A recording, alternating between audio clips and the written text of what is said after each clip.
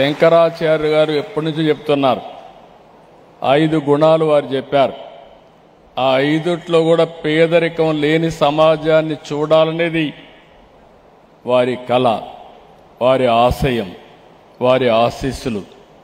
అలాంటి పేదరికం లేని సమాజాన్ని మనం నిర్మాణం చేయలేమా అని ఆలోచించినప్పుడు ఇది అసాధ్యం కాదు, అందరం అనుకుంటే సాధ్యం, అది తప్పకుండా సాధిస్తామని చెప్పి నేను మీకు తెలియజేస్తున్నాను. ఇంకొక పక్క మీరు ఒక్కసారి ఆలోచిస్తే ఈరోజు ప్రతి ఒక్కరి ఆరోగ్యం చాలా ముఖ్యం. నేను ఇక్కడికి వచ్చినప్పుడు హెల్త్ గురించి మాట్లాడుతున్నాం కాబట్టి అందుకే ఈ ప్రభుత్వం ఒక వినూత్నంగా ఆలోచించాం. యూనివర్సల్ హెల్త్ కవరేజ్ తీసుకొచ్చాం. ఈ రాష్ట్రంలో ఉండే చిన్న పెద్ద అందరికీ 2,50,000 రూపాయలు హెల్త్ ఇన్సూరెన్స్ కల్పించే బాధ్యత ఈ ప్రభుత్వం తీసుకుంటామని చెప్పి కూడా నేను మీకు తెలియజేస్తున్నా. అంతేకాకుండా పేదవాళ్ళందరికీ 25 లక్షల వరకు విలువైన వైద్య సేవలు అందించడానికి ప్రభుత్వ విధానంతో ముందుకు పోతున్నాం. ఇంకొక పక్క మీరు ఒక్కసారి చూస్తే ఒక మంచి ప్రాజెక్టుని తీసుకొచ్చాం, సంజీవని. అంటే నా ఆలోచన ఒకటే, శంకరాయ హాస్పిటల్ ఏ విధంగా అయితే ఆర్టిఫిషియల్ ఇంటెలిజెన్స్ ఉపయోగించి మెరుగైన సేవలు రోగులకు అందిస్తున్నారో, నేను కూడా ఆలోచించేది ప్రపంచంలో ఎక్కడ ఆరోగ్యానికి సంబంధించిన నాలెడ్జ్ ఉంటే అది రోగి ఇంటి దగ్గరనే అతనికి ట్రీట్మెంట్ ఇప్పించే విధంగా ఈ సంజీవని ప్రాజెక్టు పనిచేయబోతుందని చెప్పి కూడా నేను మీకు తెలియజేస్తున్నా. ఈ రాష్ట్రంలో ఉండే 5 కోట్ల మంది ప్రజల యొక్క హెల్త్ రికార్డ్స్ అన్నీ ఆన్లైన్లో పెట్టి డిజిటలైజ్ చేసి హాస్పిటల్స్ కానీ అదే మాదిరిగా ఎవరైతే ప్రాక్టీషనర్స్ ఉంటారో ఏఎన్ఎం వరకు ఆన్లైన్లో ఉంటారు. బిల్ గేట్స్ సహకారంలో వాడు ఫౌండేషన్ ద్వారా ప్రపంచంలో ఉండే నాలెడ్జ్ కానీ టెక్నాలజీ వాళ్ళు తీసుకొస్తారు. ఇప్పటికే ఒక పైలట్ ప్రాజెక్ట్ జరుగుతూ ఉంది.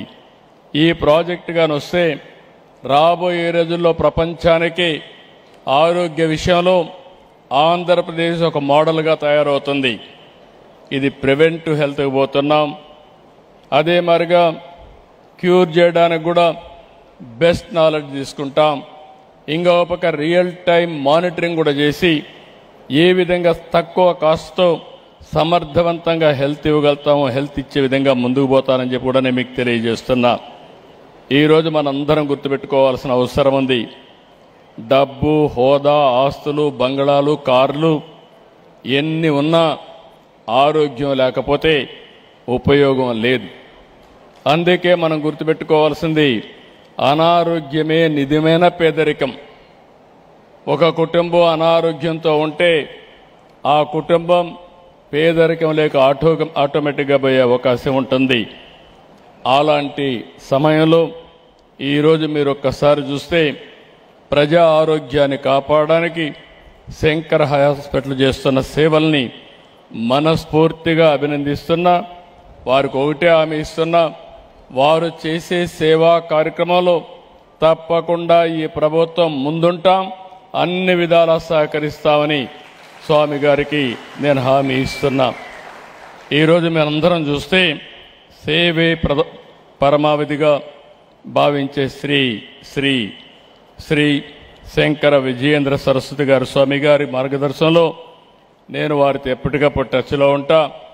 వారి ఆశీస్సులు తీసుకుందాం. ఈరోజు నేను ఒకటే చెప్తున్నా, టెక్నాలజీ సమర్థవంతంగా ఉపయోగించుకుంటే మంచి ప్రభుత్వ విధానాలు తీసుకురాగలిగితే ప్రజల్లో ఇక్కడికి వస్తే మీ ఉత్సాహం చూసా. మీరందరూ సహకరిస్తే ప్రపంచానికి ఆంధ్రప్రదేశ్ రాష్ట్రం ఒక నమూనాగా తయారు చేసే శక్తి ఈ రాష్ట్రానికి ఉంది. అది సంపద విషయంలో కావచ్చు, జ్ఞానం విషయంలో కావచ్చు, లేకపోతే ఆరోగ్య విషయంలో కావచ్చు, ఏ విషయంలో అయినా మనం నెంబర్ 1గా ఉంటాం. ఇప్పుడే స్వామి గారు ఒక మాట చెప్పారు. ఆ రోజు ఉన్నటువంటి స్వామికి, కంచి స్వామికి దేవస్థానం విరాళంగా ఇస్తే ఈ డబ్బులతో సమానంగా ఇంకొంత డబ్బులిచ్చి ధర్మ ప్రచార పరిషత్తు కోసం ఉపయోగించమని ఆ రోజు చెప్తే ఆ రోజు నుంచి ప్రారంభించారు. ఇలాంటి ఒక చిన్న విషయాలు ఒక్కొక్కసారి ఎంత బాగా పనిచేస్తాయంటే ఈరోజు దేశంలోనే నెంబర్ 1 ధర్మ ప్రచార పరిషత్తు టీటీడీ నిర్వహిస్తూ ఉందంటే దానికి నేను గర్వపడుతున్నానని చెప్పి కూడా నేను మీకు తెలియజేస్తున్నా.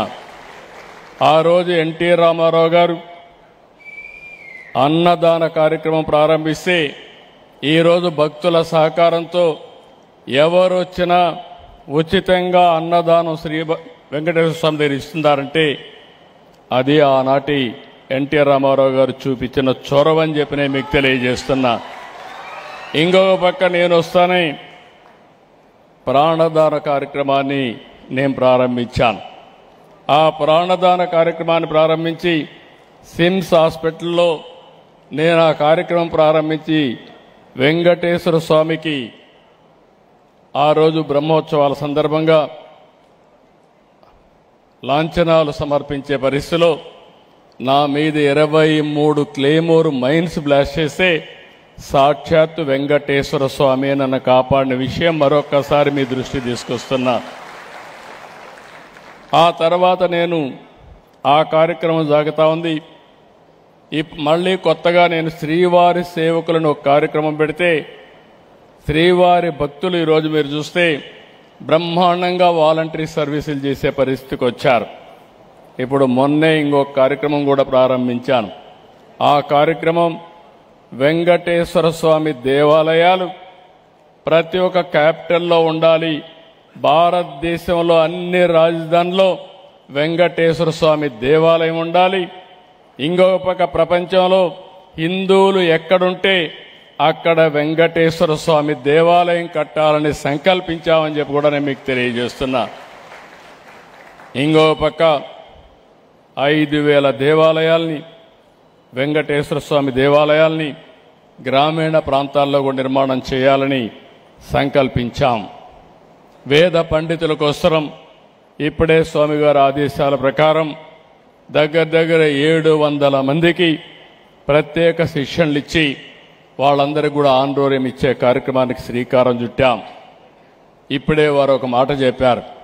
ఈరోజు మన కుటుంబ వ్యవస్థ పటిష్టంగా ఉందంటే ఇలాంటి కంచి లాంటి పీఠాలు చాలా కృషి చేశాయి.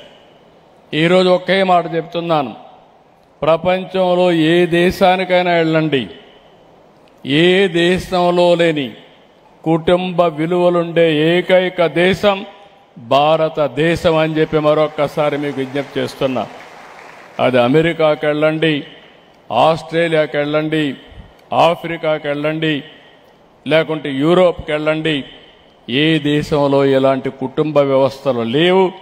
అలాంటి కుటుంబ వ్యవస్థ వారసత్వంగా వచ్చిందంటే దానికి కారణం ఆ రోజు ఏదైతే శంకరాచార్య గారు ఒక విలువల్ని ప్రమోటింగ్ చేశారో అక్కడి నుంచి ఎన్నో మంది ట్రస్టులు కానీ దేవాలయాలు కానీ చేశారు. దాని ప్రభావమే ఈరోజు భారతదేశ కుటుంబ వ్యవస్థ అని చెప్పి నేను మీకు తెలియజేసుకుంటూ ఒక మంచి సమయం, చాలా సంతోషం. ఈరోజు ఎన్ని హాస్పిటల్స్ కట్టినా ఓసారి ఇలాంటి సంస్థలు చాలా అవసరం.